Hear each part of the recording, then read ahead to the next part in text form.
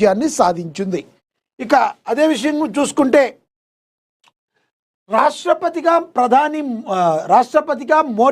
నరేంద్ర మోడీ 2027లో సంచలన మార్పులకు అవకాశం ఉంది. ఉత్తరప్రదేశ్ ఎన్నికలు ముగిసిన తర్వాత దేశ రాజకీయాల్లో మరి సంచలనమైన మార్పులు రాబోతున్నాయి. మరి hat-trick prime minister Narendra Modi భారతదేశంలో అత్యున్నతమైన పదవిని అందించబోతున్నారా? ముఖ్యమంత్రి ప్రధాని పదవుల తర్వాత ఆ పదవిని కూడా చేపట్టాలని డిసైడ్ అయ్యారా? 2027 దేశ రాజకీయాల్లో సంచలనాలకు నాంది కాబోతున్నారా? భవిష్యత్ రాజకీయ పరిణామాలు సమీకరణాలు ఇవి నిజం కాబోతున్నాయన్న సంకేతాలు ఇస్తున్నాయి. ఒక పక్క మోడీ నిర్ణయాలే కాక దేశ రాజకీయ ముఖచిత్రంలోనూ అనేక సర్ప్రైజులు ఉండే అవకాశం ఉన్నట్లు తెలుస్తుంది. దేశ రాజకీయాల్లో సంచలన మార్పులకు 2027 సాక్షిగా నిలవబోతుంది. వచ్చే ఏడాది దేశ రాజకీయాల్లో అనూహ్య మార్పులకు అవకాశం కనబడుతుంది. సమీకరణాలు పరిస్థితులు ఈ మార్పుల ప్రచారానికి బలాన్ని చేకూరుస్తున్నాయి. బీహార్లో నితీష్ను సీఎంగా తప్పించి జాతీయ రాజకీయాలకు తీసుకొచ్చినట్లు అనేక రాష్ట్రాలతో జాతీయ స్థాయిలోనూ ముఖ చిత్రాలు మారే అవకాశం కనబడుతుంది. ప్రధానంగా మరి ఉత్తరప్రదేశ్తో పాటు గోవా, ఉత్తరాఖండ్, పంజాబ్, మణిపూర్ ఎన్నికలు 2027 ఫిబ్రవరి, మార్చిలో జరగనున్నాయి. ప్రస్తుతం యూపీ సీఎంగా ఉన్న యోగి ఆదిత్యనాథ్ను ఎన్నికల తర్వాత జాతీయ రాజకీయాల్లోకి తీసుకురావచ్చన్న ప్రచారం ఉంది. యూపీ ఎన్నికల్లో తిరిగి అధికారం సాధిస్తే జాతీయ రాజకీయాల్లో మార్పులకు భవిష్యత్తుకు బీజేపీ హైకమాండ్, ఆర్ఎస్ఎస్ సరికొత్త రోడ్ మ్యాప్ను అమలు చేసే అవకాశం చాలా చాలా స్పష్టంగా కనబడుతుంది అని కూడా ప్రచురించారు.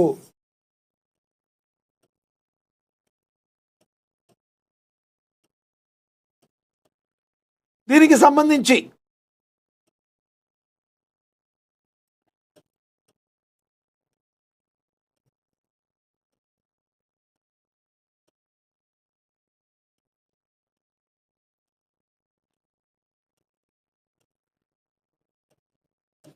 సో 2027 ఉత్తరప్రదేశ్ ఎన్నికల అనంతరం ఇది జరిగే అవకాశం ఉంది. ఉత్తరప్రదేశ్ ఎన్నికలు ముగిశాక దేశ రాజకీయాల్లో మరి అవకాశం కనబడుతుంది.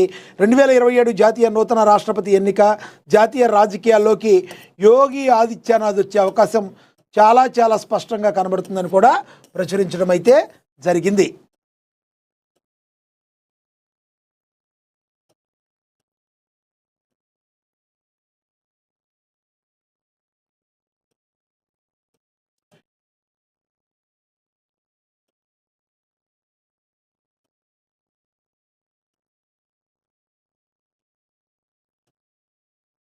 రైట్.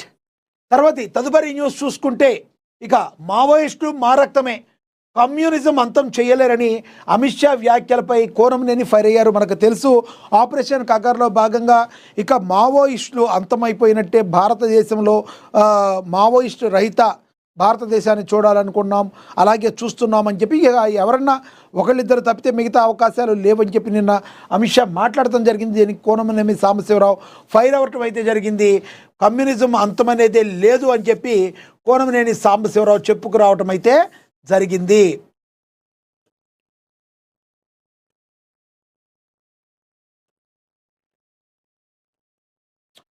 దేశంలో కమ్యూనిజం ఉన్నంతకాలం మావోయిజాన్ని ఎవరూ అంతం చేయలేరని, మావోయిస్టులు తమ రక్త సంబంధికులేనని సిపిఐ రాష్ట్ర కార్యదర్శి ఎమ్మెల్యే కోనంనేని సాంబశివరావు సంచలనమైన వ్యాఖ్యలు చేశారు.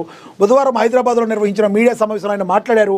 కేంద్ర ప్రభుత్వ వైఖరిపై, ముఖ్యంగా కేంద్ర హోంశాఖ మంత్రి అమిత్ షాపై ఆయన ఫైర్ అయ్యారు. దేశంలో మావోయిజాన్ని పూర్తిగా అణిచివేశామని అమిత్ షా సంబరపడుతున్నారని, అయితే మావోయిజానికి మూలకమే కమ్యూనిజం అని ఆయన గుర్తు చేశారు. మావోయిస్టులను భౌతికంగా అంతం చేయగలరేమో కానీ వారిలో ప్రశ్నించే తత్వాన్ని, ఆ సిద్ధాంతాన్ని అణిచివేయడం ఎవరి తరమో కాదని స్పష్టం చేశారు. అణిచివేత పెరిగే కొద్దీ తిరుగుబాటు మరింత బలంగా మారుతుందని, మేధావులను అర్బన్ నక్సల్స్ పేరుతో ఇబ్బందులకు గురి చేయడం మానుకోవాలని హెచ్చరించారు. అమాయకులను, ఆలోచనా పరులను వేధించేందుకు తెస్తున్న నల్ల చట్టాలు రేపు పాలకులకు ఉరి తాళ్లుగా మారతాయని కోనంనేని సాంబశివరావు తీవ్రస్థాయిలో హెచ్చరించారు. లోక్సభలో కేంద్ర హోంమంత్రి అమిత్ షా చేసిన వ్యాఖ్యలు అత్యున్నత న్యాయస్థానాన్ని బెదిరించేలా ఉన్నాయని కోనంనేని చెప్పారు. 2 రోజుల క్రితం పార్లమెంట్లో అమిత్ షా మాట్లాడుతూ సల్వాజుడం అంశంపై గతంలో జస్టిస్ సుదర్శన్ రెడ్డి సభ్యుడిగా ఉన్న ధర్మాసనం ఇచ్చిన చారిత్రాత్మక తీర్పును తప్పుపట్టడంపై ఆయన ఆగ్రహం వ్యక్తం చేశారు.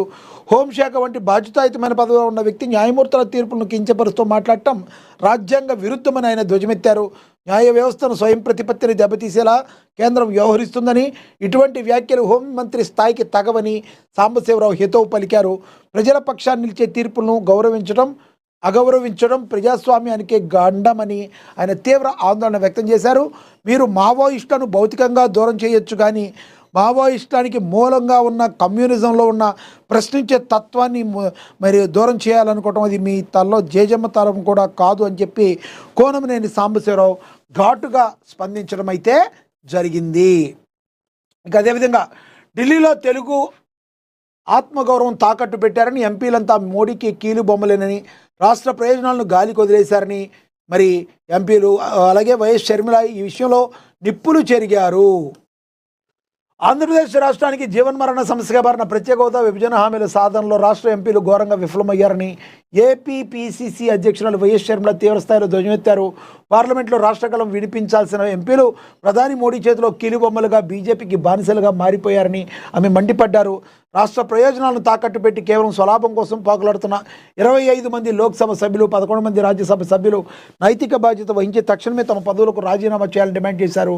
బుధవారం లోక్సభలో అమరావతి చట్టపద్ధతి బిల్లుపై జరిగిన చర్చాంశాన్ని పురస్కరించుకుని సోషల్ మీడియా వేదికగా ఎంపీల తీరుపై నిప్పులు చెరిగారు. లోక్సభలో ఆంధ్రప్రదేశ్ విభజన హామీ గురించి, రాష్ట్రానికి జరుగుతున్న అన్యాయం గురించి కాంగ్రెస్ రాష్ట్ర వ్యవహారాల ఇన్ఛార్జి మాణిక్యం ఠాకూర్ గట్టిగా గళం విప్పిన తీరును షర్మిల అభినందించారు. రాష్ట్ర ప్రజల తరఫున ఆయనకు కృతజ్ఞతలు తెలుపుతూనే అదే సమయంలో తెలుగు ఎంపీల మౌనాన్ని ఆమె తూర్పారబట్టారు.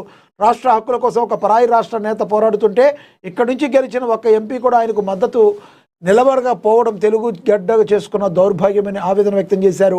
మన ఎంపీలకు రాష్ట్ర ప్రయోజనాల కంటే స్వలాభమే మిన్నా అని, పేరుకు వేరు పార్టీలైనా అందరూ మోడీ భజనలే పరలేనని విమర్శించారు.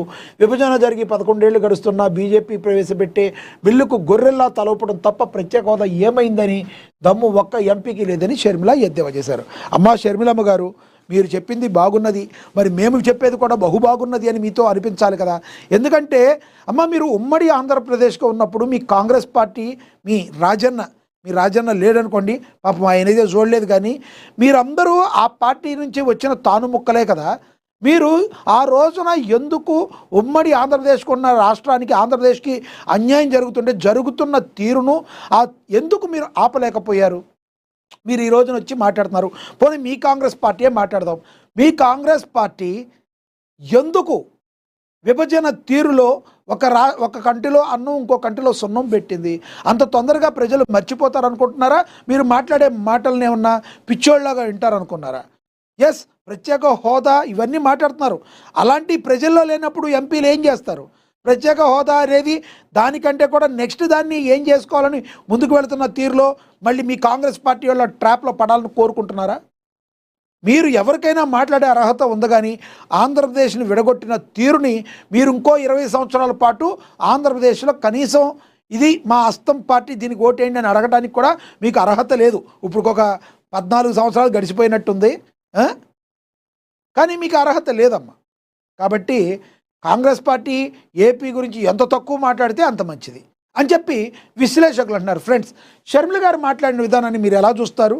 మరి ఏదైతే తెలుగు ఎంపీల మీద ఆవిడ చేసిందో కామెంట్ని మీరు ఎలా చూస్తారో కామెంట్ బాక్స్లో కామెంట్ అయితే చేయండి. ఇక అదేవిధంగా ఉద్యమ లక్ష్యం నెరవేరలే, కాంగ్రెస్ బీఆర్ఎస్ తీరుపై పార్లమెంట్లో కిషన్ రెడ్డి బగ్గుమన్నారు అని కూడా ప్రశ్నించారు. ఆంధ్రప్రదేశ్ శాశ్వత రాజధానిగా అమరావతిని ధృవీకరిస్తూ కేంద్ర ప్రభుత్వం పార్లమెంట్లో ప్రవేశపెట్టిన ఆంధ్రప్రదేశ్ పునర్వ్యవస్థీకరణ సవరణ బిల్లు 2026పై కేంద్ర మంత్రి జి కిషన్ రెడ్డి హర్షం వ్యక్తం చేశారు. అమరావతి అద్భుతమైన రాజధానిగా అభివృద్ధి చెందాలని ఆయన ఆకాంక్షించారు. పార్లమెంట్లో ఈ బిల్లుపై జరిగిన చర్చలో కిషన్ రెడ్డి పాల్గొని ప్రసంగించారు. ఈ సందర్భంగా తెలంగాణ రాష్ట్ర ప్రజల పక్షాన ఆంధ్రప్రదేశ్ ప్రజలందరికీ కూడా ఆయన హృదయపూర్వక అభినందనలు తెలిపారు. రాష్ట్ర విభజన అనంతరం ఏపీకి రాజధాని లేదని, అక్కడ సోదరీమణులు బాధపడే పరిస్థితి నెలకొనడం దురదృష్టకరమని, ఇవాళ ఖచ్చితంగా అమరావతి రాజధాని కావాలని బీజేపీ డిమాండ్ చేస్తుందని, ఈ దిశగా ఒక సానుకూల వాతావరణం ఏర్పడటం ఎంతో సంతోషదాయకమని ఆయన పేర్కొన్నారు. రెండు తెలుగు రాష్ట్రాలు అన్నదమ్ముల అభివృద్ధిలో పోటీ పడాలని మరి కిషన్ రెడ్డి ఆకాంక్షించారు. ఏపీలో జరుగుతున్న అనేక అభివృద్ధి కార్యక్రమాలకు మోడీ ప్రభుత్వం సంపూర్ణ సహకారం అందిస్తుందని, విభజన అనంతరం రాష్ట్రంలో గిరిజన కేంద్రీయ విశ్వవిద్యాలయాన్ని సైతం ఏర్పాటు చేశామని గుర్తు చేశారు. తెలంగాణ రాష్ట్ర ఏర్పాటు వెనుక